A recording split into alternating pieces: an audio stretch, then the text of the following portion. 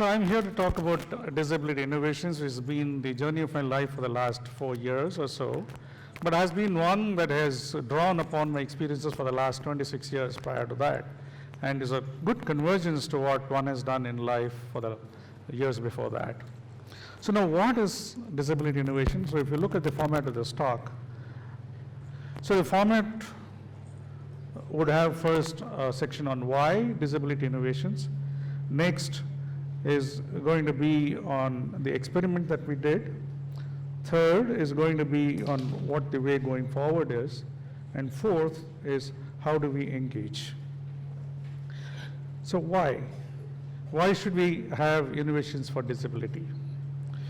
Now, if you look at statistics first, and which is an important data for us to understand why we should have innovations, if you look world over, WHO statistics say that 15% of the population is disabled, which means 1 billion people worldwide are disabled.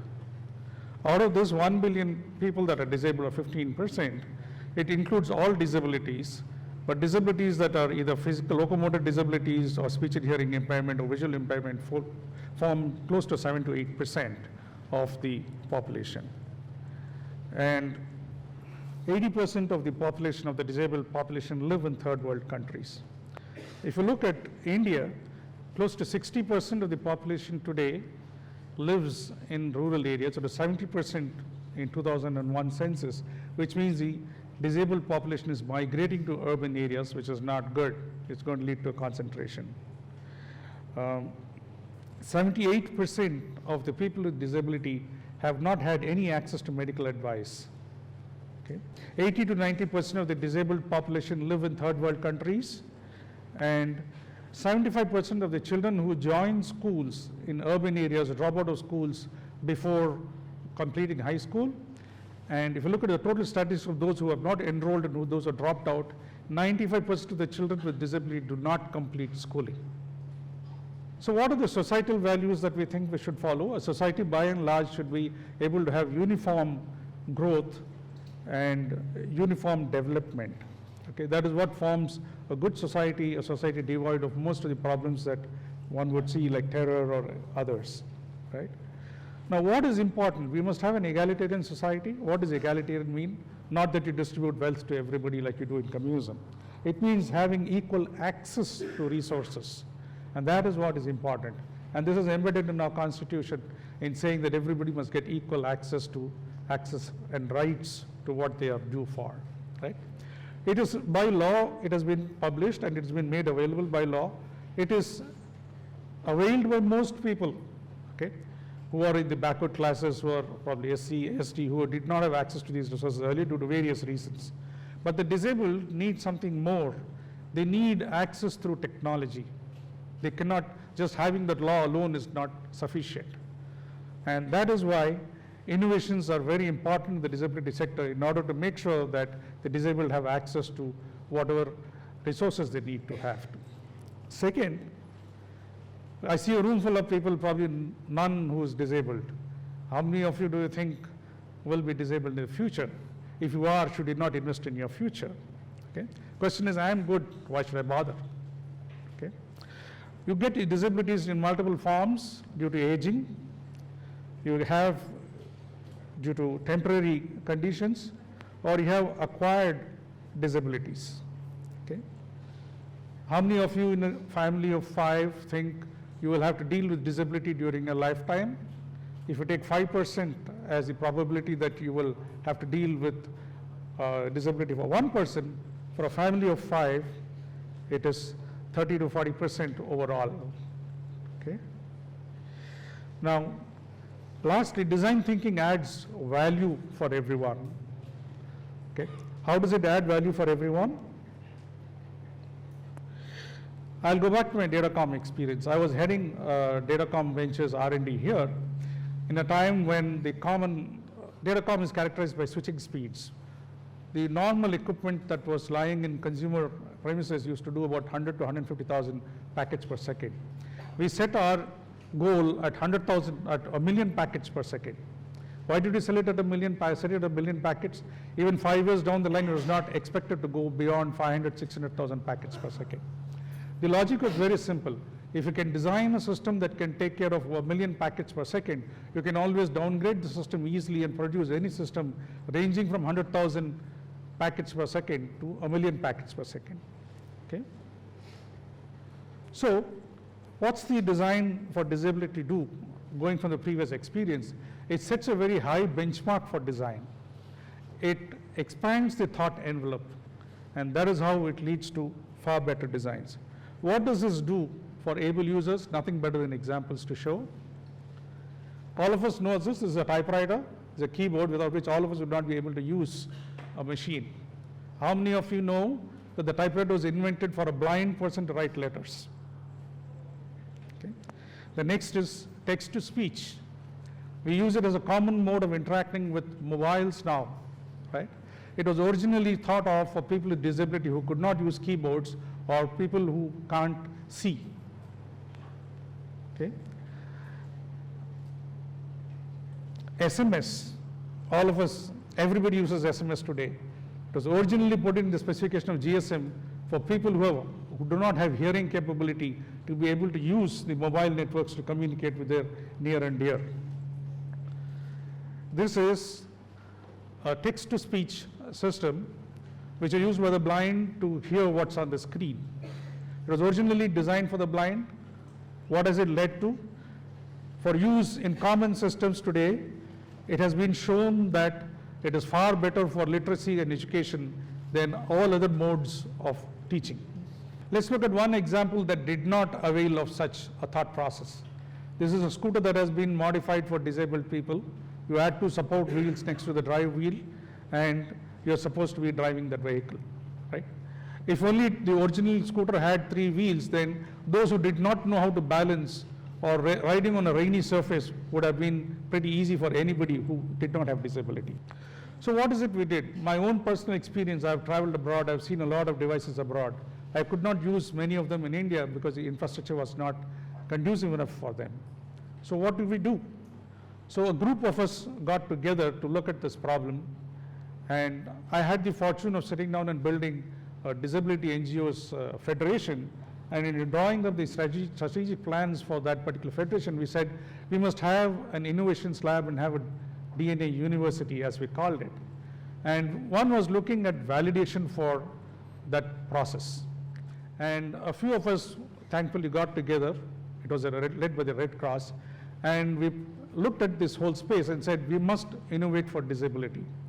We looked at popular formats. There were hackathons and there were makeathons, which is typically 2-day affairs which just came out of the concept or a barely working prototype. We had design challenges where anybody could take up their own design challenge and build a device, but it was not focused.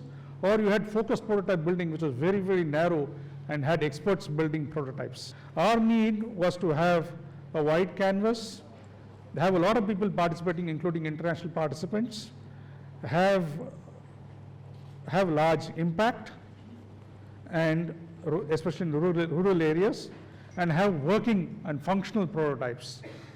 So what did we do? We designed a new format, a 60-day format, where people could take ideas all the way up to working functional prototypes. So these were the organizations that are involved in putting this whole thing together.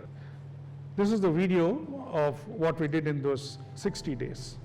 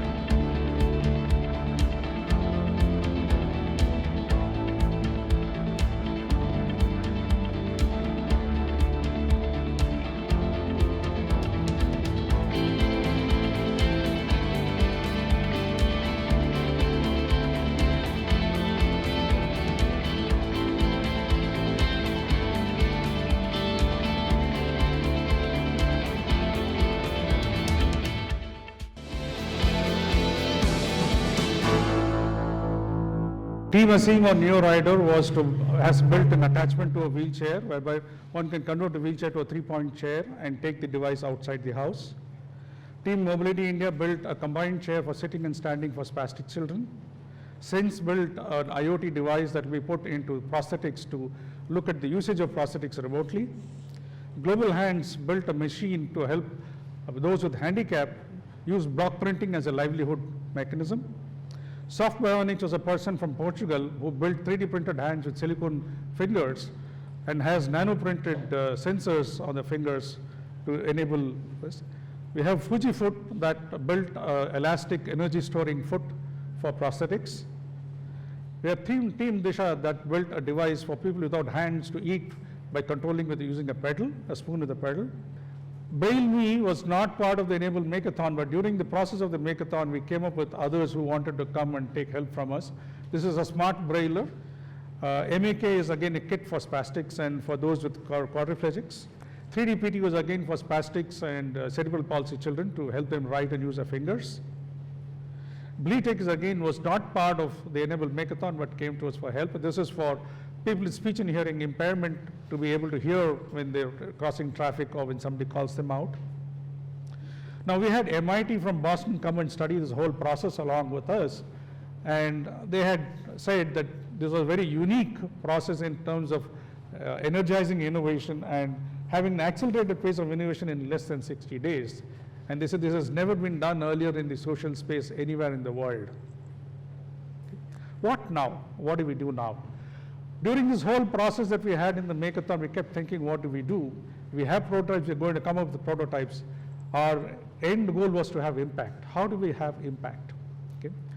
And since I have been working both in the incubator and the disability field, the only logical answer was to have a proper incubator that will take all these prototypes to live products and markets. And that's how RT Lab was born, which was to assist assistive and rehabilitation device innovations in the country. This is the first lab of its kind that will be set up in the country and possibly worldwide. And there is an organization called Global Humanitarian Lab that looks at humanitarian innovations, and we will be the first disability incubator worldwide under that network. The purpose of this incubator is to incubate any social enterprise that works in disability or an NGO that works in disability. We will look at the 3 disabilities, which is blindness or partial blindness, locomotor disability, and speech and hearing impairment. We will work on areas like smart city, home and office workspace modifications, personal devices, education, healthcare, and diagnostics. Okay. Now, like I said, 70% of the people who came to Enable Makeathon were either students or people with less than 2 years of experience. And we felt that is a huge audience that we need to engage. And so we decided we will engage with students quite well. We believe that the next generation is always better than the earlier generation in terms of exposure, in terms of intent, and in terms of know-how. So we said we should provide an ecosystem for the students to engage, which is what we will do in RT Lab. We should have open space for students to come and work and learn about disability from various people who work in the open space. We must have semester and long-term projects that we can engage with students from various colleges. And we would have design workshops using design labs from across the world that is being held. I once came across a statement, and I think that is very important. I am not I have done, I am what I have overcome. And I think it's beholden on all of us to help those who are underprivileged to overcome the challenges, be what it may. Be part of the change, enrich yourselves. Thank you.